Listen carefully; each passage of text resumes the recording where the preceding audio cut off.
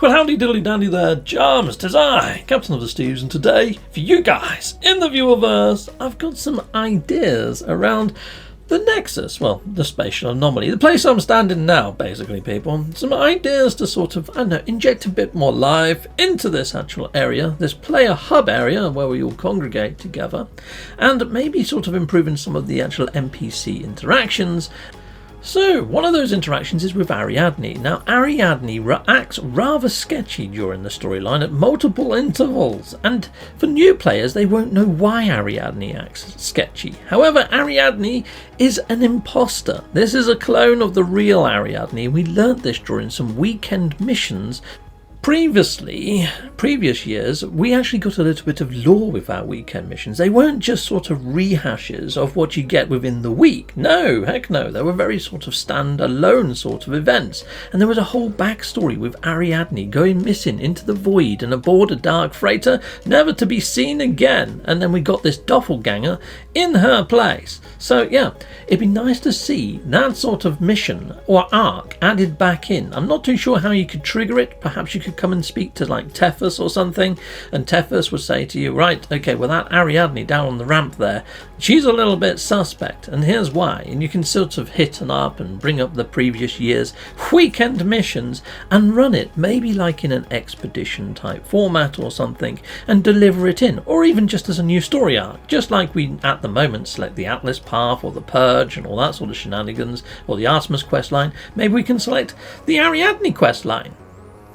So yeah, people, if you did like that idea, please sort of add inside the comments whether you think that's a good one or not. And here's my next idea for you guys in the viewer first. Heck yes? Okay, right, so let's head on over to the actual Nexus Cube. So yes, I call the whole thing in here the Nexus, but this is the actual Nexus Cube where you can pick up Nexus missions to run to assist Nada and Polo.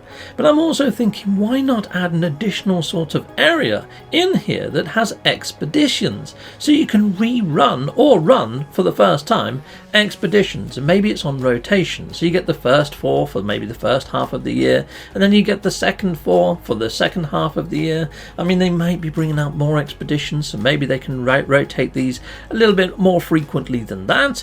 But yes, if you've already run the expedition, rather than get the normal expedition rewards that you get the first time, perhaps they give you a Quicksilver alternative, like, you know, in kind. So rather than getting a golden vector, maybe you might get something like 800 Quicksilver or something like that. You know, that could be a thing, couldn't it? So yeah, I would like to rerun some of those expeditions if it gave me Quicksilver instead. Hope you like this idea. Again, sound off in the comments. Heck yes. So next up, okay, so Johnny 5. Johnny 5 is pretty damn freaking awesome anyway, because you can get all your Twitch rewards here, previous expedition rewards, all that sort of shenanigans. There's just one item inside of this lineup that I think is redundant and pointless in actually purchasing, but it'd be nice if they gave it a reason, and that is the Myth Beacon. You needed this inside of the Beachhead expedition to get yourself a Normandy, but you can see here in the write-up that it's to actually help Nada and Polo look into some sort of temporal fluxes or patterns and inside of the universe. Yeah, some sort of weird flux anyway.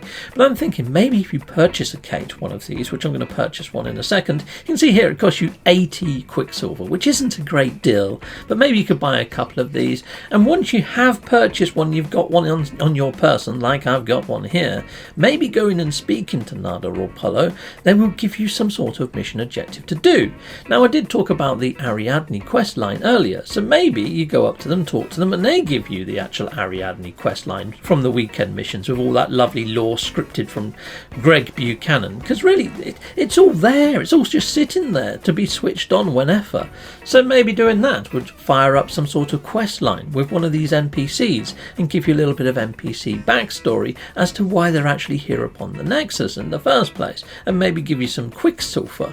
You know, you've spent 80 Quicksilver to use it, but maybe after you run the mission, maybe you're going to triple the amount of Quicksilver you've got, so maybe you might get 200 Quicksilver for completing it. But it could just be a simple quick mission, a fetch quest of some kind that's given to you that sort of interacts with an NPC. So right now I might run round to like Helios or something. Helios might say, well, can you go and get me a load of data on the planet? I have to go scan a load of stuff on the planet, come back up here with the Myth Beacon, turn it into Nada, and yes, get some Quicksilver rewards from Nada and maybe get something from Helios. There we go.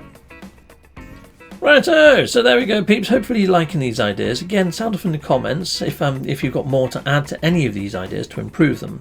Now, Mercury at the moment, he calls you Portal Adept, and he's kind of like a portal master, I'd imagine, or something, hence why he's standing in front of a portal, and he's also got this strange pedestal to the side of him here. I'm thinking if you interact with this pedestal, it brings up a load of missions that Mercury would like you to run, and I think a couple of fetch quests for him would be cool as well.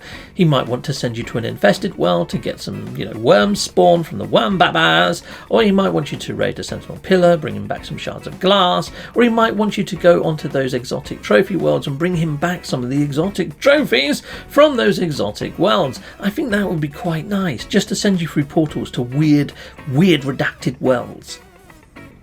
Righto, hope you're liking all these ideas, and yes, for you guys in the viewerverse, here's another one. So yes, during the Waypoint update, we got all this technology that's now sort of only worth 16 nanites, whereas we spent quite a bundle on this stuff originally. Yes, we did, but now it's packaged, it's not worth anything. But I'm thinking maybe if you go speak to Ares over here, now he has got a load of modules that you can buy.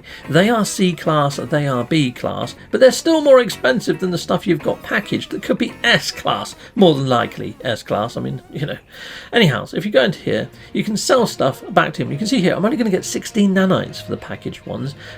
So yes, I'm not going to be selling those ones, but these ones down here that I'm going to get the proper amount of nanites for, yes, I'm going to sell those all day long. But these ones up here, it'd be nice to get them reappraised by good old Ares, so maybe we could have another button here to get them unpackaged, and then we can resell them to good old Ares and get a load of nanites back, at least the actual value that they're worth. Because right now, there isn't much other option, and you can't even give these away to friends, which could be another option, people in the viewerverse, couldn't it? Yes, that could be a bolt-on idea. Give away packaged items. So inside of the actual Waypoint patch notes, I'm fairly sure it said, people in the viewerverse, correct me if I'm wrong, that we could trade actual modules with other players, but I guess we can't. Now this looks like a nutrient processor, doesn't it, this over here? Or if that doesn't, maybe the other thing over at the other side does. It looks more like a barista, but yeah, it'd be nice if these were functional nutrient processors so we could actually craft food products to give to good old Kronos without having to leave the actual Nexus, or spatial anomaly, whatever you want to call it.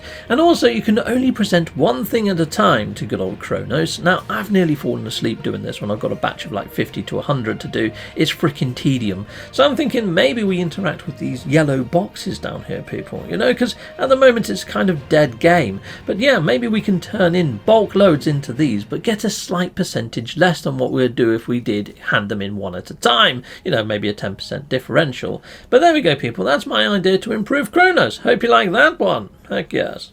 So there we go, that's my light sort of ideas for improving the Nexus. I have done videos in the past about the Nexus and improvements with NPCs and missions that they could offer. But there you go, people in the viewerverse. Please sound off inside the comments, put all your ideas there. I'm going to send this over to the Zendesk. Until next time, goodbye, and goodbye again. Well, thank you very much for watching. If you like what you see, please hit a like and a subscribe. And I'd like to say a massive, great big thank you to all of my backers over on Patreon and over on YouTube membership. Thanking you, backers.